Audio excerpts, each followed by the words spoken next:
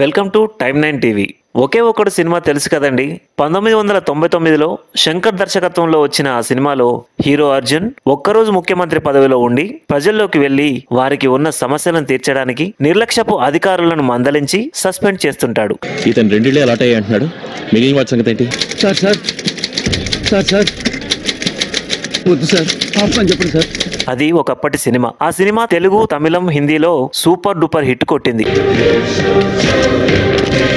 సరే, ఇప్పుడు ఆ విషయం ఎందుకంటారా? ఇప్పుడున్న రాజకీయ నాయకులు కూడా తెలంగాణ, ఆంధ్రప్రదేశ్లలో అదే ఫాలో అవుతున్నారా అని అనిపిస్తుంది. ఎందుకంటే ఆంధ్రప్రదేశ్లో కూడా Dharmavaram MLA Kethireddy Venkatramireddy good morning Dharmavaram అనే కార్యక్రమం చేపట్టి నిత్యం ప్రజల్లో ఉంటూ వారి సమస్యలను తెలుసుకుని సత్వరమే పరిష్కరించడానికి ప్రయత్నిస్తుంటాడు. ప్రతిరోజు ఉదయం ఎంపిక చేసిన గ్రామాల్లో, వార్డుల్లో సంబంధిత అధికారులు, మున్సిపల్ కమిషనర్లు, ఎంపీడీఓలు, గ్రామ సచివాలయ సిబ్బందితో కలిసి పర్యటిస్తుంటాడు.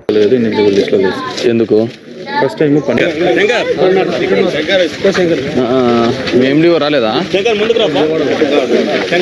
తహసీల్దారు ఎవరైనా సమాధానం సరిగ్గా చెప్పలేకపోతే వారిని మందలిస్తుంటాడు. ఇలా ఆయనే నేరుగా ప్రజల వద్దకు వెళ్లి వారి సమస్యలను తెలుసుకొని రేషన్ కార్డు దగ్గర నుండి రోడ్డు పనులు, రోడ్డు మీద చెత్త తరలింపు వంటి సమస్యలను అక్కడికక్కడే పరిష్కరిస్తుంటాడు. ఇక తెలంగాణలో కూడా ఇబ్రాహీంపట్నం నియోజకవర్గం ఎమ్మెల్యే మల్రెడ్డి రంగారెడ్డి అదే బాటలో వెళ్తున్నట్టు అనిపిస్తుంది.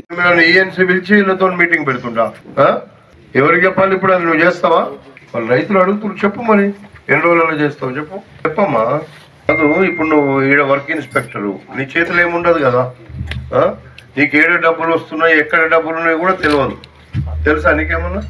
నువ్వు పని చెప్తే పని చేపిస్తావు, నీ తప్ప ఏం కాదు. కానీ మీ వల్ల అయితే ఉండాలి కదా.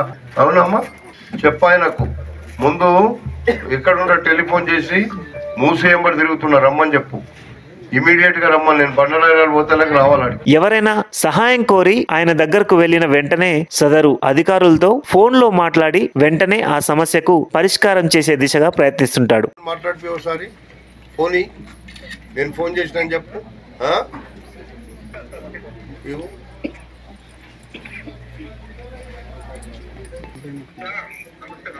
నమస్తే సి గారు. ఇప్పుడు గ్రామాలలో సమస్యలు ఉంటాయి. వీళ్ళు ఏడీ ఉండడు, మీ డిఈ ఉండడు, ఈ ఏఈ ఉండడు. ఎవరు ఉండకపోతే మేము ఎవరికి చెప్పాలి చెప్పండి? అవును, ఇప్పుడు నేను ఊర్లలో తిరుగుతున్నా. నన్ను ఇప్పుడు ఈ ఊర్లోకి వెళ్ళి ఫోన్ ఇస్తలేరు జవాబు చెప్పిందాక. నేనేం చేయాలి చెప్పు? మీరు చెప్పండి, మీరు ఇమీడియట్ గా పంపించండి. నేను మూసేయంబడి తిరుగుతున్నా. మీ దగ్గర ఒకరిని పెట్టుకొని ఒకరిని పంపించండి.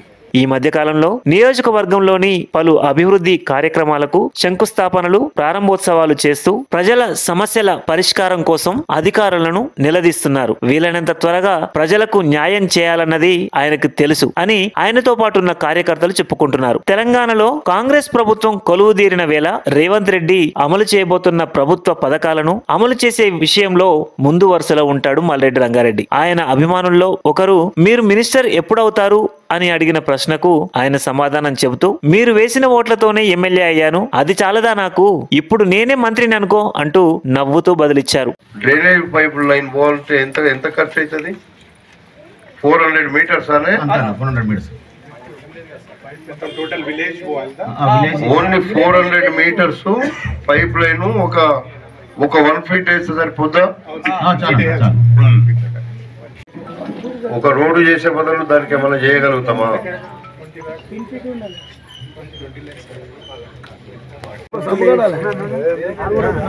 వేణు, ఇది పర్సనల్ గా నువ్వు కూడా మళ్ళీ కోఆర్డినేట్ లేకుండా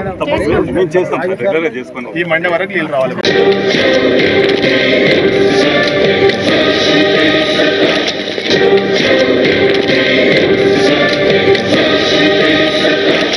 ఏది ఏమైనా అటు కేతిరెడ్డి, ఇటు మల్రెడ్డి సినిమాటిక్ స్టైల్లో ప్రజలకు సేవ చేయడానికి ముందుకు వెళ్తున్నారు. ఏదైతేనేం మనకు కావాల్సింది కూడా అదే కదా. చూద్దాం ముందు ముందు ఎలాంటి సేవలు అందిస్తారో. ఇలాంటి మరిన్ని తాజా వార్తల కోసం చూస్తూనే ఉండండి మా టైమ్ 9 టీవీ. వీలైతే లైక్ చేయండి, షేర్ చేయండి, సబ్స్క్రైబ్ చేసుకుని పక్కనే ఉన్న గంటను కొట్టండి. Thank you.